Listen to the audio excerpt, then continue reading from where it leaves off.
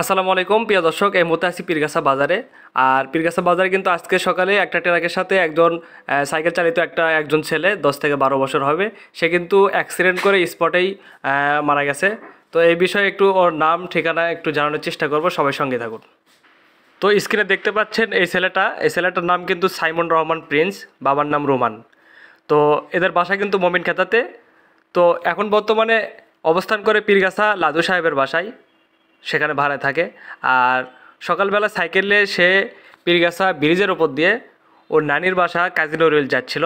সে সময় অতর্কিতভাবে পেছন থেকে একটি ট্রাক তাকে চাপা দিয়ে স্পটে নিহত করে দেয়।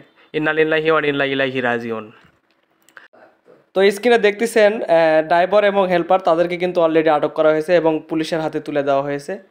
তো এরা আদৌ কি ড্রাইভার, আসলে ড্রাইভার নাকি এটা এদের চেহারা দেখলে বোঝা যায়।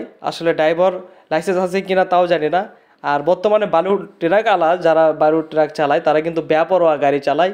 আর পীরগাছা বাজারে সবসময় জ্যাম এবং অস্থিরভাবে গাড়ি চালায় এই বালু ট্রাকগুলো, তাদের বিরুদ্ধে ব্যবস্থা নেওয়া দরকার। আর সেই সঙ্গে পীরগাছা বাজারে যে আমাদের ব্রিজটা আছে, ব্রিজের কিন্তু দুই পাশে কিন্তু অনেক ধরনের অবৈধ স্থাপনা, অবৈধ দোকানপাট কিন্তু বসে থাকে। তার কারণে কিন্তু আমাদের পীরগাছা জ্যাম আরও বেশি হয়।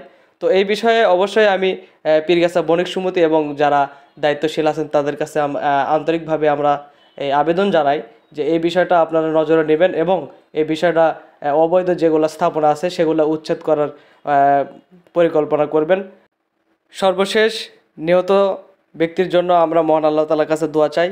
মহান আল্লাহ তাআলা তাকে জান্নাতুল ফিরদাউস দান করুক এবং তার শোকাহত পরিবারকে ধৈর্য ধারণ করার তৌফিক দান করুক, আমিন।